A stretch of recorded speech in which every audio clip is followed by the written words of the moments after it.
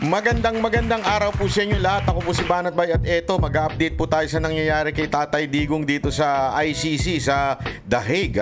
Pag-usapan po natin kasi alam nyo mga kababayan, ito ay talagang trending ho sa buong mundo ho.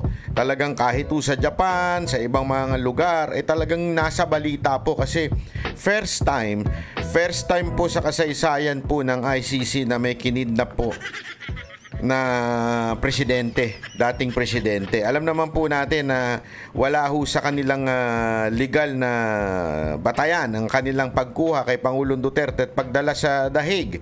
Bakit ho kanyo? Kasi nga ho, nakasulat po dun sa kanilang Article 59 na dapat po ay dinadala muna sa korte, binibigyan muna ng due process at higit sa lahat talagang dapat ho magkaroon muna ng pag-aayos o pag-uusig dito sa ating korte sa Pilipinas. Pero wala ho, dinukot na po siya ng mga animal. Alam mo na yung mga demonyo, di ba? Alam mo yung mga demonyo dyan, yung mga mukhang ulikba, dinukot na po siya.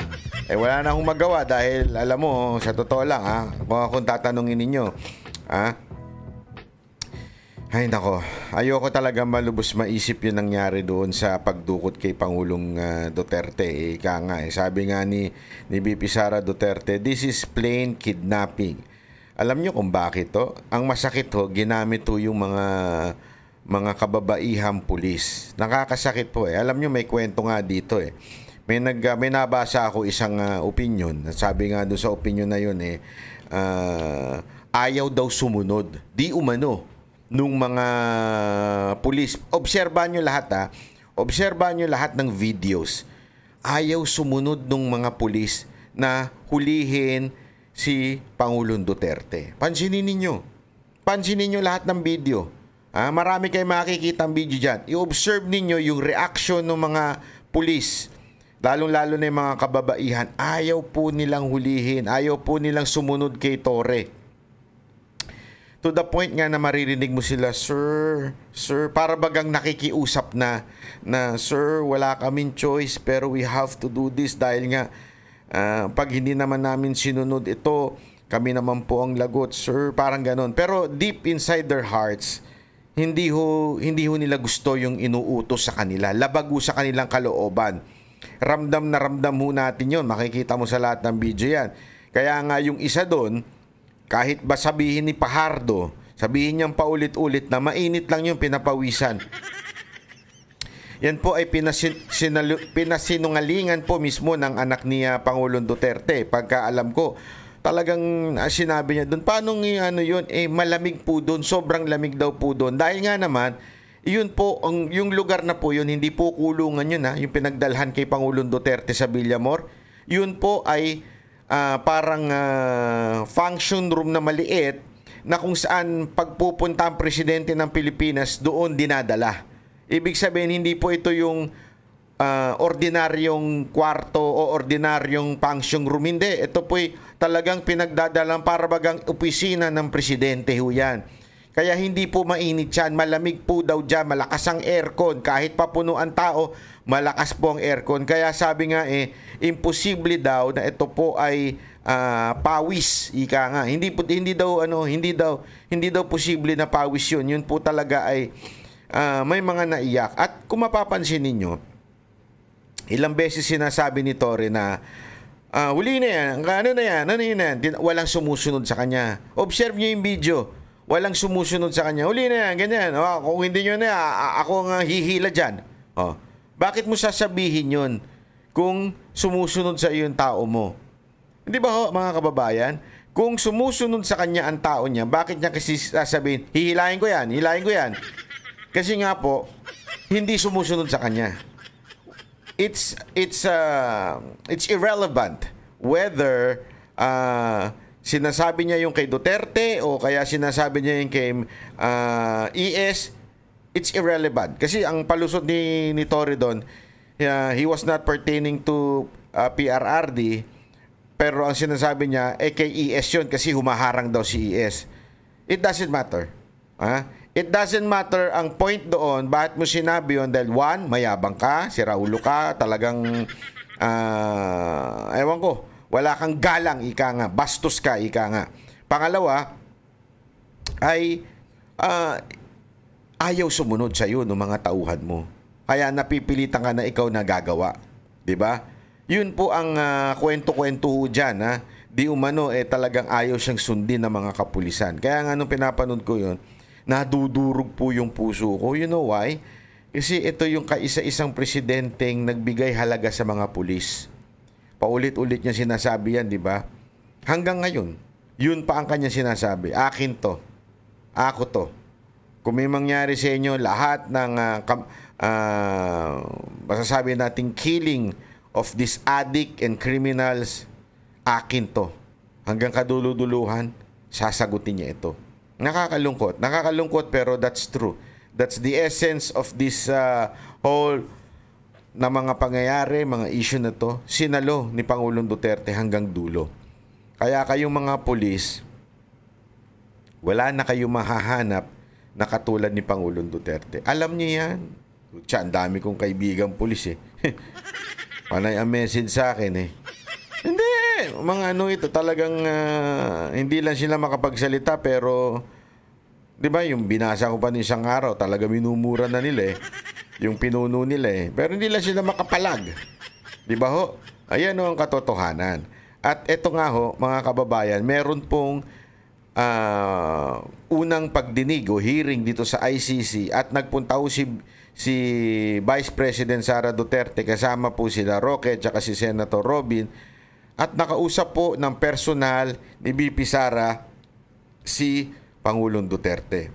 At meron po siyang habilin. May habilin po si Pangulong Duterte kay Vice President Sara Duterte. Ha? Panoorin po natin itong habilin. Ha? Iisa-isahin natin. Huwag kayong bibitaw mga kababayan dahil malupit po itong bilin ni Pangulong Duterte kay BP Sara. How was the visit po? Sandali. Siguro, BP will start by saying kung ano yung, ano yung nangyari sa visit niya kay Presidente. Yes, Go. Oh, okay, sige. So, I visited former President Duterte. He is in the hospital wing of the detention center. And he is in good spirits.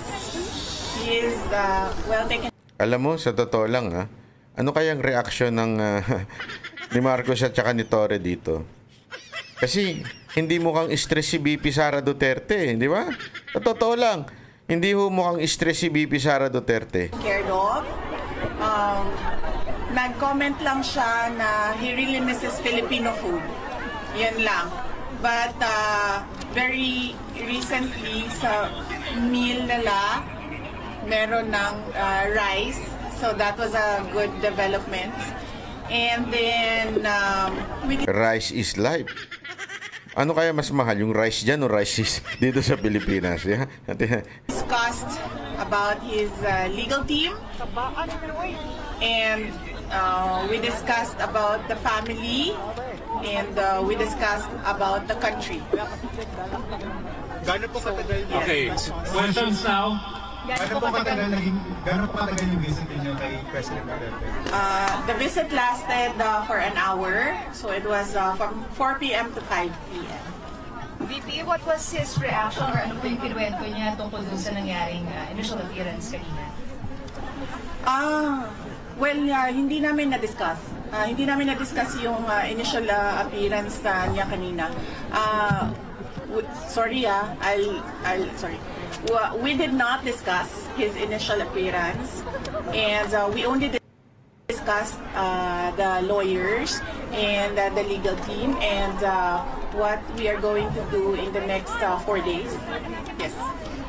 VP, were you surprised that the former president appeared via live stream? Were you expecting him to see him there at the chamber? I had no expectations. I did not know. I did not know he was appearing before a live stream. But I think it was the decision of the doctor. So inside the facility, all the decisions are made by the doctor. VP, what's the plan now? The next hearing is September 23 pa. How will the family prepare for this? Grabe, no? Yung next hearing, September pa. Sana hindi nyo nakinuha dito. Mga gunggong pala kayo eh. Hindi, alam mo yun, alam mo ba yung kaninang hearing? Para lang siya kaalaman na iba. Ano ba nangyari kanina sa hearing? Simple lang, parang sinabi lang niya, ako po si Rodrigo Roa Duterte, nakatira sa ganito, at pinanganak sa ganito, ito po yung aking birthday. Ako po yung inaakusahan, no? Tapos basa dun sa ako po yung yung accusation na bantakin mo. Sinasabi nung mga kulangot na mga pinklawan tsaka mga pulahan keso ilang libo-libo daw ang namatay. Yung akusasyon lang pala sa kanya less than 50.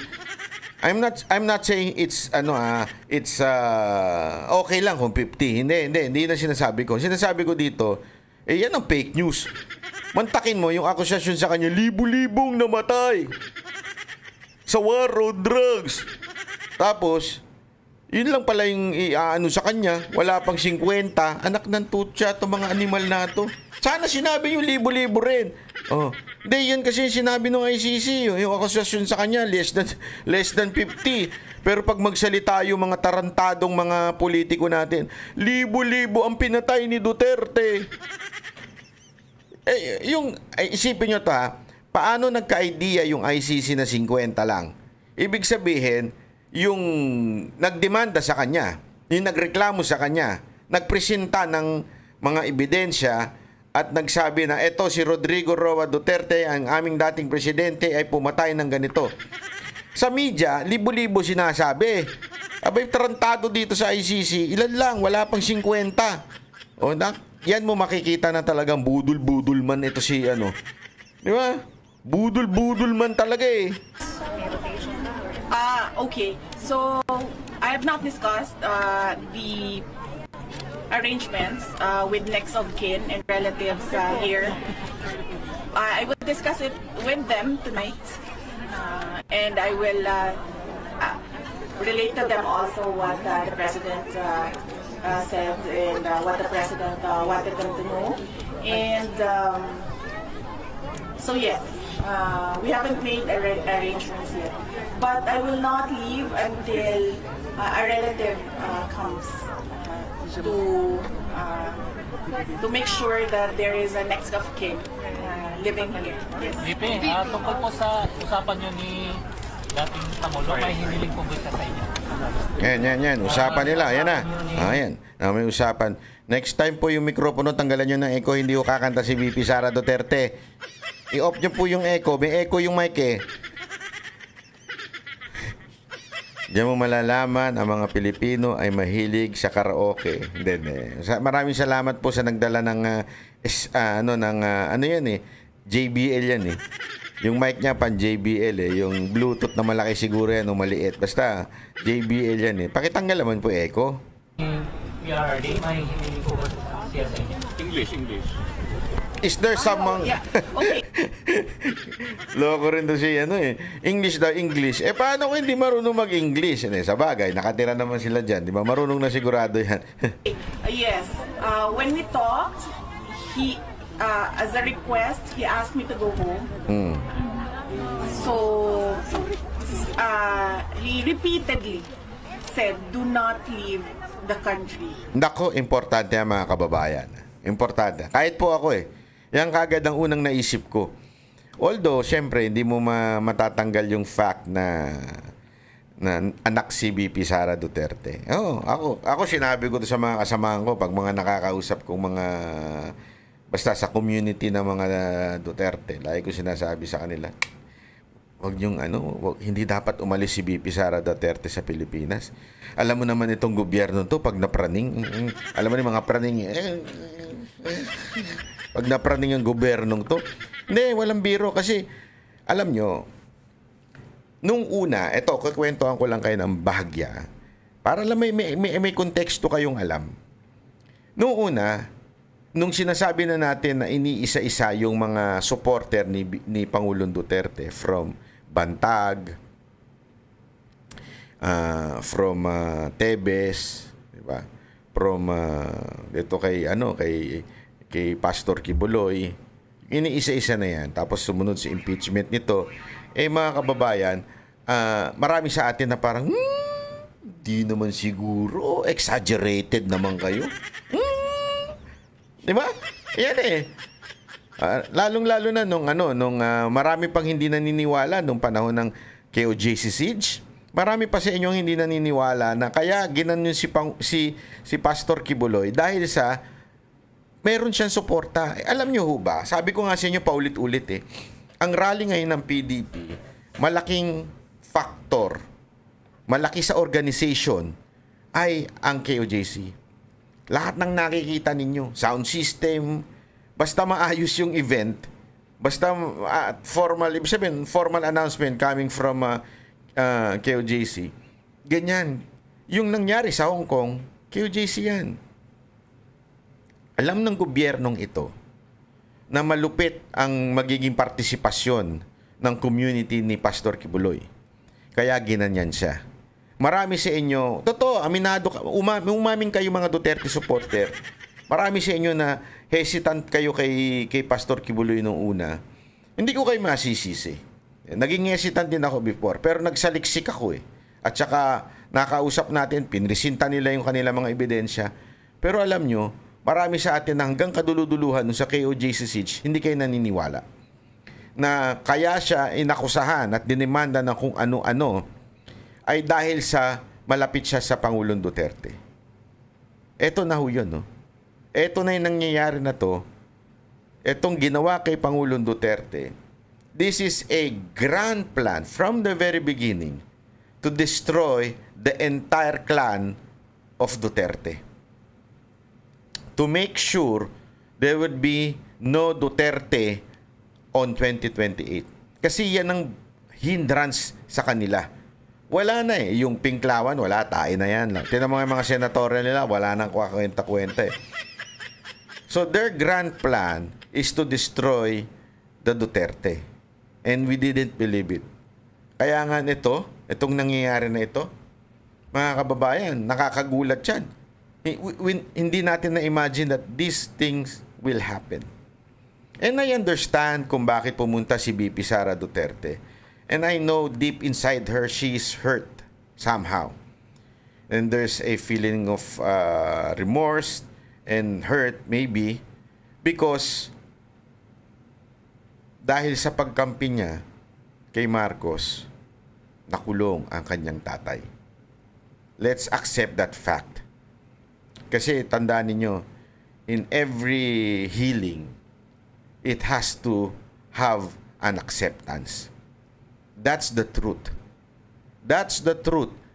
Kaya I cannot blame BP Sara Duterte if personally pupunta siya sa The Hague to see her father. Ano, talagang kung ikaw yun alam mo yun, talagang you would really see your father. Pero as I keep on saying sa mga friends ko, sabi ko, dapat hindi pumunta si BP Sara Duterte. Dahil baka magkaroon ng opportunity itong mga bangag na mapraning na naman. Sabi, huwag na nating pabalikin yan. Mahirap na pag nabangag na yun. Siyempre, alam naman natin, di ba? Pag sabog kung ano-ano naiisip. Ando na sila, huwag na natin silang pabalikin. Para wala na tayong kalaban. Di ba? Nakakatakot. Kaya tama, ito ang bilin ni Pangulong Duterte. Bumalik ka na. Bumalik ka na. Dahil anytime, kasi sabi mo, baka sabihin, imposible naman, wala naman siyang kaso, wala namang demanda sa kanya, wala namang warrant. Hoy, mga kababayan, sa gobyerno ni Marcos, walang himala. Walang imposible. Puro himala ang nangyayari. That's the truth. Di ba? Sa gobyerno ni Marcos, batas? Sus! Sus! Hanggang nandyan si Torre at si Marbil. Ha? Alam mo ito may paalala lang ako sa iyo. Hindi ko na lang papangalanan para hindi naman kasi patay na po ito Hindi ko na. Pero kayong mga umabot sa panahon ni Marcos Sr., meron din siyang isang general na ginagamit palagi para ano ang kanyang plano. Pag meron siyang gustong tatawagin niya itong general na ito. Kilalang kilala po itong general. Ako, kilala ko ito nung kahit bata pa po ako noon, nadidinig ko na Itong general na ito ang talagang alam mo na. Di ba? Ito ang parang Torre ni Marcos. Kaya Torre, ikaw, yung general na yun, wala na. Hanggang kaduluduluhan na disgrace siya sa Pilipinas. Naging naging tampulan ng hindi maganda ang kanyang sinapit. No matter how much ang na-earn mo sa earth, kung ang legacy na iniwan mo ay ganyan, kawawa ka pa rin. Kaya Torre, medyo matuto ka sa kasaysayan. Sabi nga nila, it is good to learn from our mistakes, pero it is better to learn from the mistakes of others. Di ba? Totoo yan. Kaya, eto na yung bilin ni Pangulong Duterte, kay BP Sara Duterte, umuwi na daw siya. Do not leave the Philippines. Yan. And so, Do not leave the Philippines. Delicates kapag may napraning, baka hindi ka na pauwiin. At kanila na ang Pilipinas. Ibebenta na nila lahat ng meron sa Pilipinas. told him na I know, I understand that. And I do not want to be here as well. Unfortunately, I am the only one who has a Schengen visa. And I am the only one who is a lawyer. So, I told him that when... Yung Schengen visa ba sa China ba yan? Ay, iba pala. Iba yan. Joke lang. Alam ko po yan, Schengen visa. Nakapunta na po ako ng Europe. May Schengen visa po ako. Kaya, hindi, pero expired na. I-renew ko na lang. Kaya mga taga-Netherlands, magkikita tayo one of these days. Magkikita-kita tayo. Excited na ba kayong mga taga-Netherlands? Na makita ang Backstreet Boys ng SMNI? Easy. Mga nyo. Nagpe-prepare na ako ng dance number namin. We are able to meet with the legal team that I will immediately return home and yes, do my work. May defense team na po ba si PRRD, ma'am? Defense team, yes. We already have a lead counsel. And there will be meetings with... we had a meeting with him yesterday. And then we will have a meeting in person when he arrives this weekend. And how many are they again? Is it Nicholas Kaufman? Yeah. Okay. Yes, the president already appointed term. Yes, the president already appointed Nicholas Kaufman as his lawyer. Naku, mahirap yan. Naku, mali naman yan. Paano may pagtatanggol si Pangulong Duterte niyan kung ubo ng ubo? Kaufman. Huli mo na yan, Banat Bay. Gago! Paano magtatanggol? Kaufman, ubo ng ubo, mamang ubo ng ubo. Debiro lamang po. Sorry para lang medyo maging magaan ang usapan, ha? Ma'am, let me just go back to what he said to you, telling you not to leave the Philippines. Yes. What was the specific concern about it? And if you can also address yung, kasi according to Malacanang, they gave you travel authority until April 30 in several countries. Yes. Ano po kaya yun, ma'am? Ano yung reason for the travel? My travel? Yeah. The moment that I felt that it was an extraordinary rendition, the moment that it was I felt that it was a kidnapping because they were holding him in 250, which is the air base of the Presidential Airlift Wing. I felt that he will not be able to leave that place, but he will be taken to wherever. At the time, we did not know. So we were preparing for a list of countries where he may be taken. And at the time, I did not know how I will be able to enter that country. So we had to apply for travel authority yes, countries because I did not know how I would be able to. Baka gawin pang issue yan, maraming bansa na hiningan ng travel authority si ano. Kasi ang bawat opisyal ng gobyerno, kailangan humingi ng travel authority to specific place kung saan sila pupunta. Ngayon sinasabi dito, bakit marami daw yung bansa na yon? Kasi mga kababayan, pagdating mo sa Europa, marami hong entry point na bansa. Kasi hindi ho yan city, bansa po yan. So, na pinagsama-sama sa Europa. So, depende yan kung saan yung mas mabilis magbigay ng Schengen visa. May ganun kasi. Naalala ko yan nung yung motorrad, yung nagmotor kami ng BMW yun Tour yun, ikot yun. So, pinag-uusapan kung saan pinakamabilis makakuha ng Schengen visa. Doon kami papasok. Even if hindi kami doon magmumotor.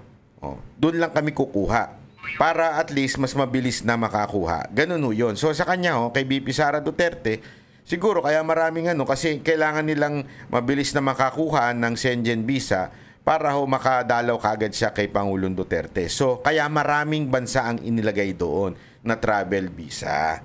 Para lang malinaw kasi mamaya yung mga tangang tanso, alam mo naman yung mga tangang vlogger na tanso, puta, inutusan lang kasi bumili ng rugby.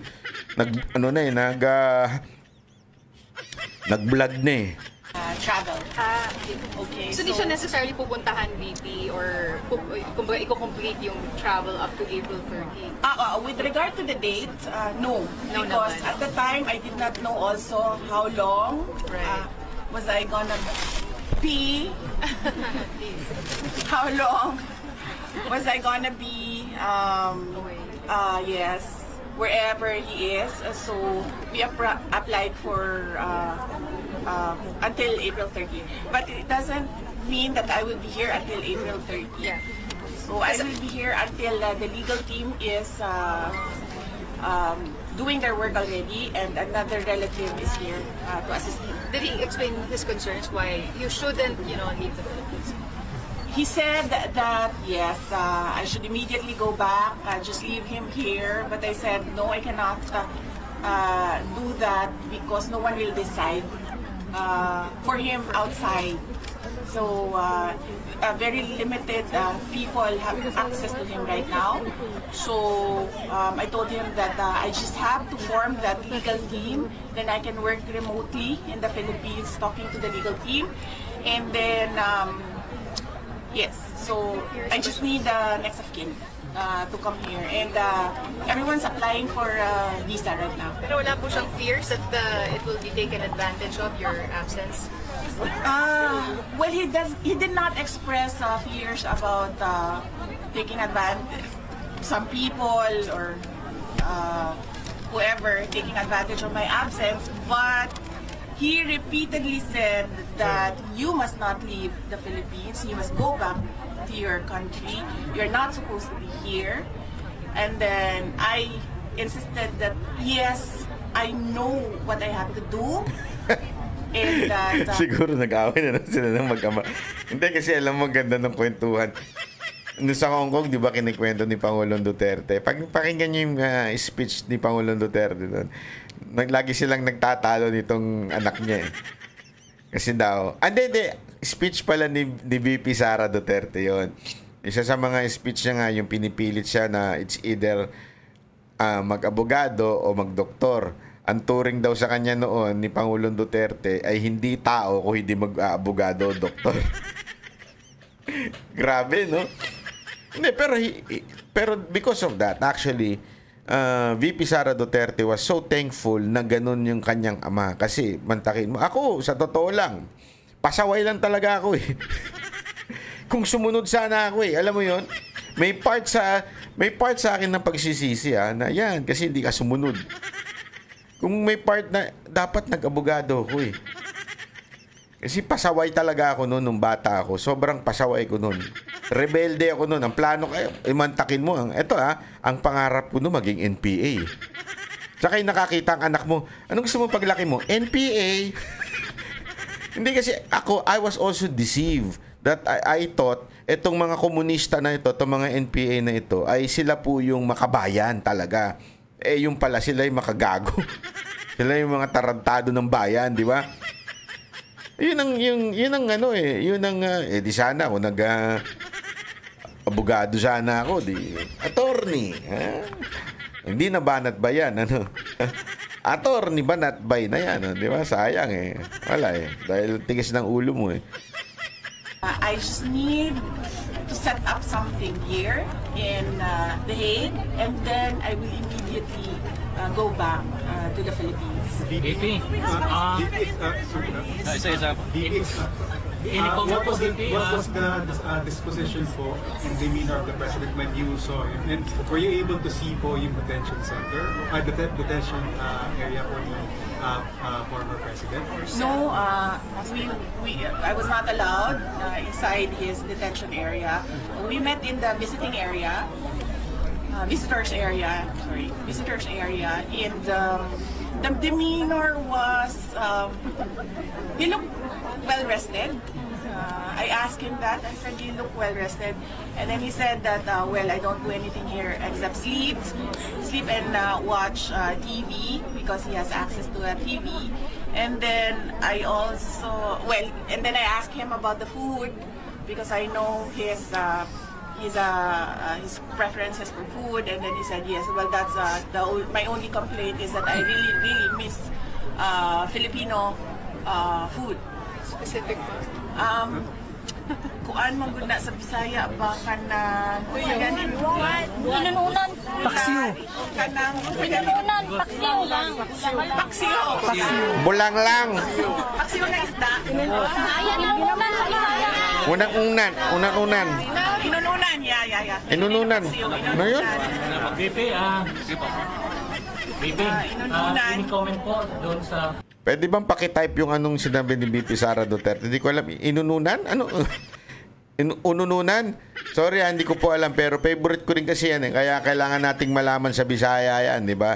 Yung paksiw na isda. Di ba? Ano bang tawag sa Bisaya? Pakisabi, pakisulat yan, ha?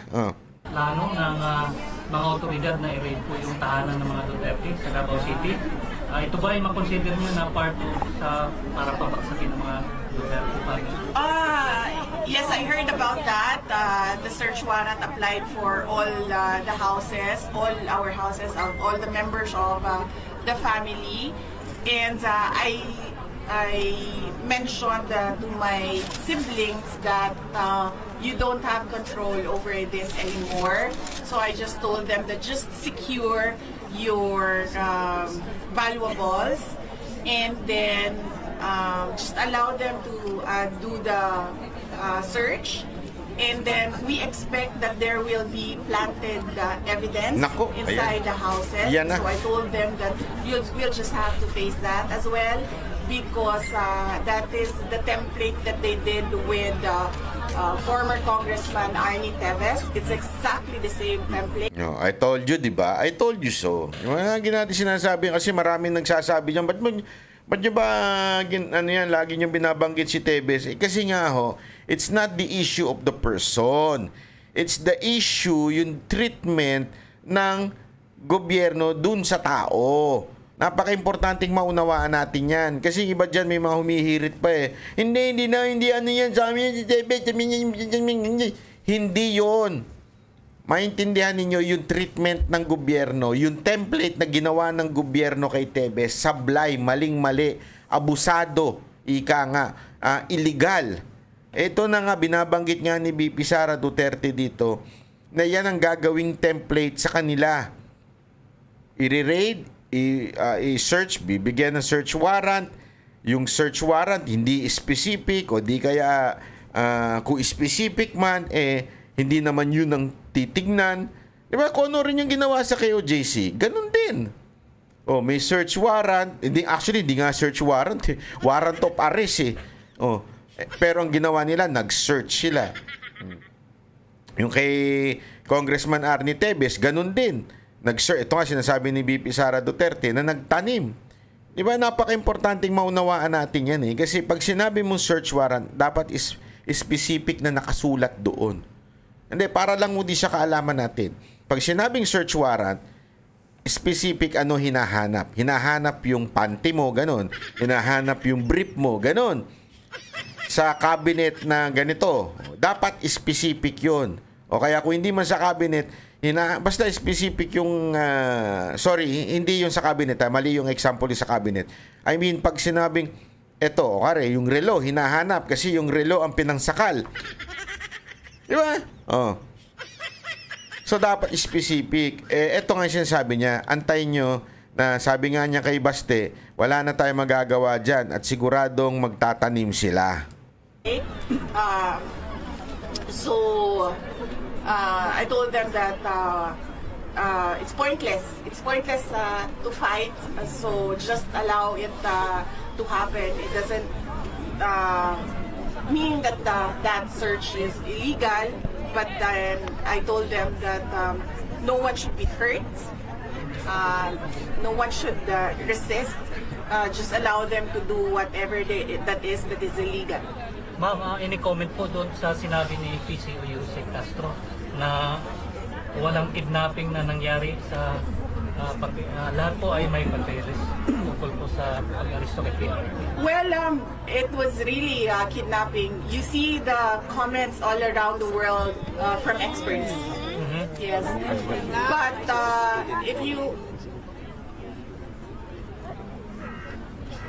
But if you talk to lawyers, they call it extraordinary rendition, but for a family member like me, that's kidnapping.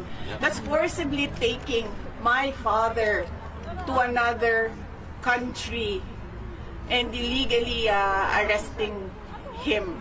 So that's clearly kidnapping. Ma'am, mag-apply po ba si PRRD ng interim release? That is something that I cannot comment on because it's a legal strategy. So I would leave that to the lawyers if the lawyers would like to talk to the media. But I will not comment on legal strategy.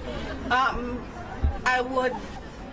also add that because I told him a lot of people are crying. They are depressed, hurt, stressed about what happened and what is happening right now and what is happening in the country. And then he said, sabihin mo sa kanila, relax lang, may hangganan ang lahat. Yon! So I'm remembering this from kasi I cannot take notes, I cannot take a ball pen and pen this. So, sabihin mo sa kanila, relax lang, may hangganan ng lahat. There will be a day of reckoning for all. Yo! Palakpakan! Mahal na mahal po ang Duterte family ng mga OFW at mga Pilipino po sa bansang Pilipinas. Ngayon, grabe po yung emosyon ng mga Pilipino dahil mahal po nila si PRRD at kayo po. So may mensahe po ba kayo para sa lahat ng mga Pilipino? Yes. Unang-una, nagpapasalamat ako sa lahat ng ating mga kababayan. Mag-English pa ako, sir? Yes. Okay. Kasi... Wait lang.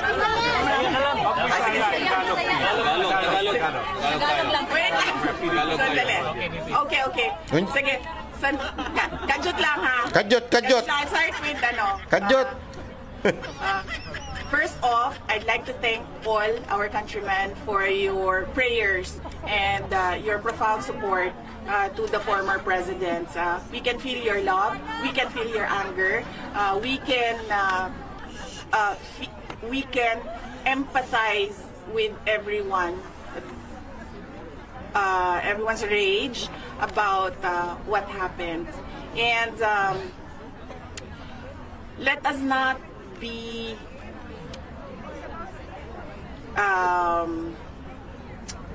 let us not forget the real issues in our country, and that is that is the poverty, that is corruption, that is the failure of the government to answer the demands from the people about accountability and transparency. The failure of the government to address peace and security in our country. Yon. Okay, so Your flowers, why is it?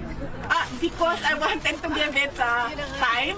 I wanted to give the flowers airtime because I don't know who gave this, but the people who gave this made efforts to go to a flower shop and buy flowers. So I wanted to give it airtime, just to say thank you to those who, Grabe, very very humble talaga itong aling to, no? Grabe, kasi na-appreciate niya yung pagpunta ng mga kababayan natin sa flower shop para ibigyan sa kanya. Talagang hinawakan niya daw para bigyan daw ng airtime sa media na yung pagbigay ng flowers ng mga kababayan natin. Time to buy flowers.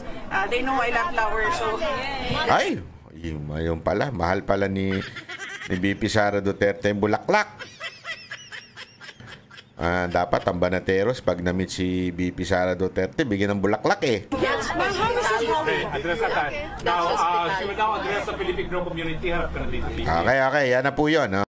Kami ang boses ng masa, hindi natatakot. Katotohanan lang, di kami nalulunod.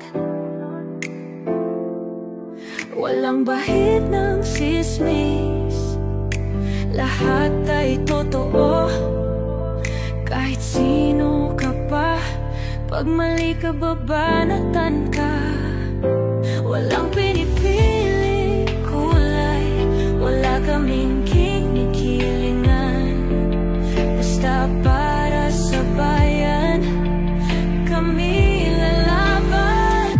Pag tama palakpakan, pag mali banatan. Di matitinag, di matatakot, para sa bayan tuloy ang sigaw.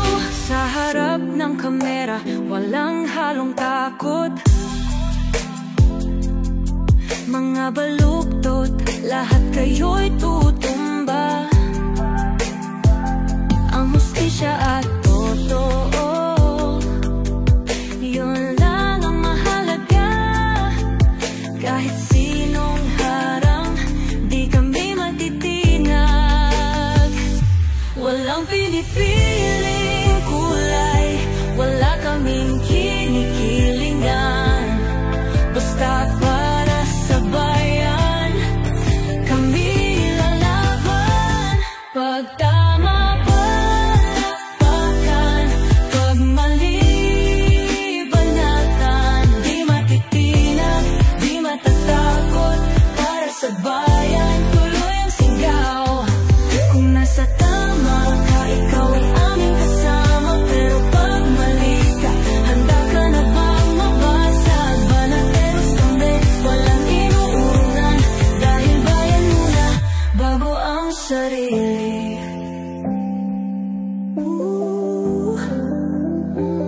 Bago ang sarili.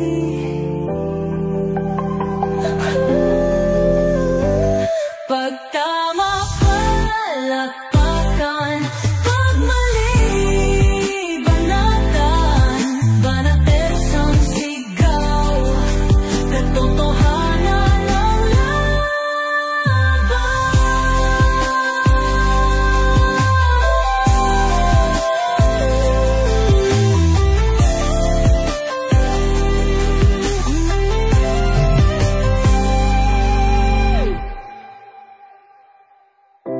Sa